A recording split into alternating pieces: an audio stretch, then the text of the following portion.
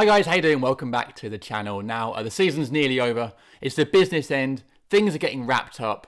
And for this week's 5 things, I've realised recently that instead of learning things, I mostly just sort of notice things that happen. So this week, I'm changing it to 5 things I noticed from the weekend's football.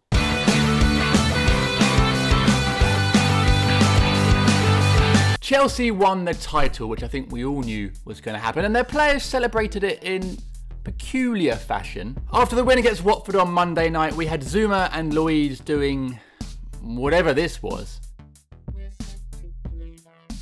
While on Friday, Diego Costa completely lost his head. He forcibly removed Antonio Conte from his post-match press conference and then threatened to let off a fire extinguisher when everyone had returned because he was bored.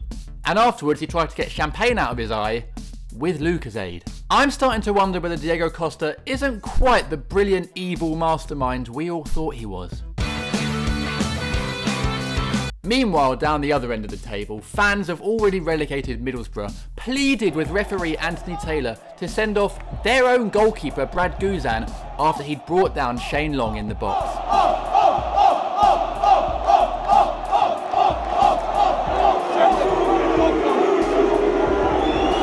I can't work out if this is dark humour from Borough fans just sick of the season and ready for it to be over, or they don't like Guzan. Probably a bit of both. My team Palace survived on Sunday with a 4-0 win over Hull. Don't know why everyone was so nervous. Hull were terrible. And while Big Sam Allardyce is getting all the plaudits, it's little Sammy Lee who is really stealing the show with his celebrations recently. At the final whistle, he was absolutely loving it, as he was earlier on after Benteke's goal. Get that man a half pint of wine.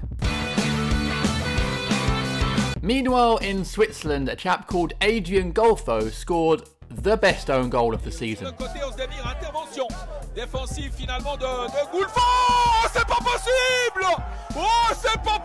There isn't a Puskás award for own goals, but let's face it, there should be. And this would probably win. And finally, each week I find it really hard not to have a go at Brighton, but they just make it so easy for me. This week they celebrated promotion to the Premier League with an open-top bus parade and a trophy, even though they only came second. It's a bit like when I was a kid and I was given most versatile player because they didn't want me to miss out and start crying. It's not like I have that award proudly displayed anywhere.